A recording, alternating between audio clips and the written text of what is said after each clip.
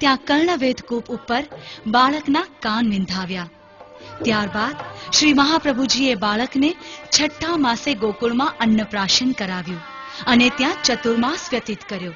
ત્યાર પછીથી આચાર્ય શ્રી બાળકને લઈને સહકુટુંબ ફરીથી અડેલ પધાર્યા।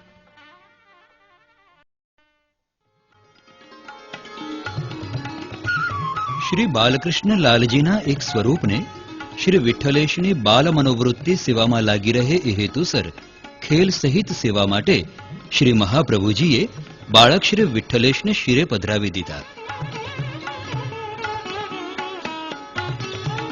खेलता खेलता एक दिवस एक अद्भुत दृश्य साकार थयुं। नियम प्रमाणे श्री विठ्ठलेशे एक ठोरनो भोग श्री बालकृष्ण लालजी ने आरोगवानी विनंती करी અને જુઓ ને, શ્રી બાલકૃષ્ણ લાલજી તો ભાવનાત્મક રીતે આરોગવાને બદલે સાક્ષાત રીતે ઠોરને શ્રી હસ્તમાં ઉપાડી આરોગવા લાગ્યા।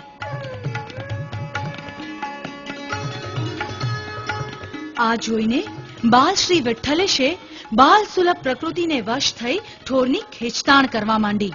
શ્રી બાલકૃષ્ણ લાલજીએ પણ સામે ખેંચતાણ આદરી અને હવે શ્રી વિઠ્ઠલેશ મોટેથી રડવા લાગ્યા। आ आवाज सांभळीने श्री महाप्रभुजी दामोदर दास तेमज अन्य सेवको अंदर दौड़ी आव्या। ए सौए ठोरनी खेंचताण वाळुं पेलुं अलौकिक दृश्य जोयुं।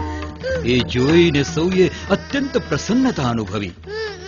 अंते श्री महाप्रभुजी मध्यस्थी थया अने झगड़ाना निवारण माटे बीजो ठोर लावी ने श्री विठ्ठलेशने आप्यो।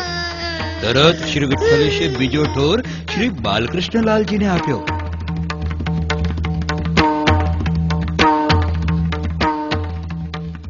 बस ત્યારથી શ્રી બાલકૃષ્ણ લાલજીને ભોગમાં બેકી સંખ્યામાં ઠોર ધરાવવામાં આવે છે।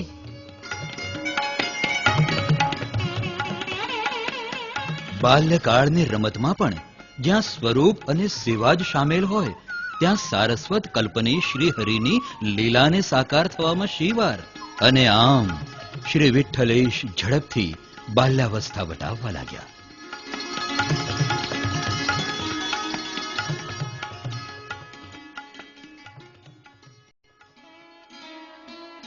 શ્રી વિઠ્ઠલનાથજી 3 વર્ષના થયા ત્યારે રામનવમીના શુભ દિવસે શ્રી મહાપ્રભુજીએ એમની મુંડન વિધિ ચરણાટમાં કરી।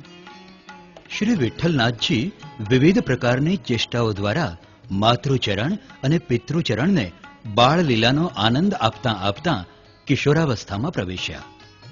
8મા વર્ષે વિક્રમ સંવત 1580ની રામનવમીને દિને કાશીમાં श्री वल्लभे श्री विठ्ठल ने वेद विधि अनुसार यज्ञोपवीत धारण कराव्યું અને ગાયત્રી મંત્રનો ઉપદેશ આપી બ્રહ્મ સંબંધ દીક્ષા પણ દીધી।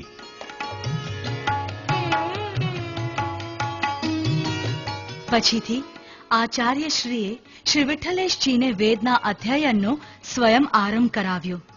શ્રી વિઠ્ઠલેશજી પાસે શ્રીનાથજીની ઈચ્છાથી શૃંગાર કરાવરાવ્યો।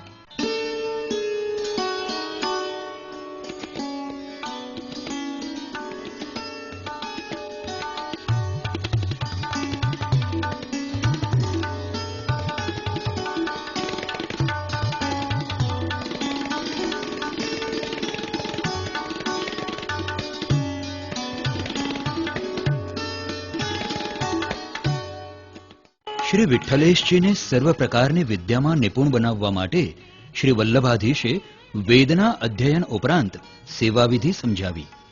ज्योतिष विद्या अने संजीवनी विद्यानुं अवधारण कराव्युं। श्रीनाथजी सन्मुख आवी अनेक विद्याओ शीखवी। आचार्य श्री पाछा अडेल पधार्या। अडेलमां आप श्रीए वेदनुं संपूर्ण अध्ययन कराव्युं। श्री महाप्रभुजीना मोटा पुत्र श्री गोपीनाथजी श्रीमद भागवतनो अखंड पाठ करता अने नाना पुत्र श्री विठ्ठलेशजी श्रीमद भागवतना दशम स्कंधनो पाठ करता। पाठ पूरा थया पछी ज बंने भाईओ भोजन करता।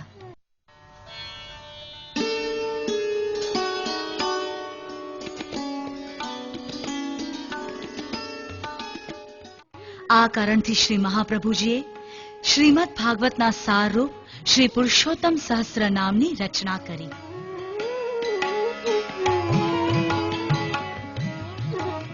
અડેલવાસ દરમિયાન શ્રી વિઠ્ઠલેશજીને નયનરમ્ય પ્રકૃતિને ખોળે નાની વયથી જ ઘોડેસવારીનો શોખ લાગ્યો. મિત્રો સાથે ઘોડેસવારી કરી ને ગંગાજીના તટ પ્રદેશના વનોમાં દૂર સુધી નીકળી જતા. ઘોડેસવારી કરીને આવ્યા પછી તેઓ શ્રી અંગ પર તેલ મર્દન કરી ગંગાજીને કિનારે મલ્લકુસ્તી રમતા. મલ્લકુસ્તી રમ્યા પછી થાક ઉતારવા તેઓ અફાટ ગંગાજીમાં તરવા પધારતા અને તરતા તરતા આસપાસનું સૃષ્ટિ સૌંદર્ય નિહાળતા રહેતા.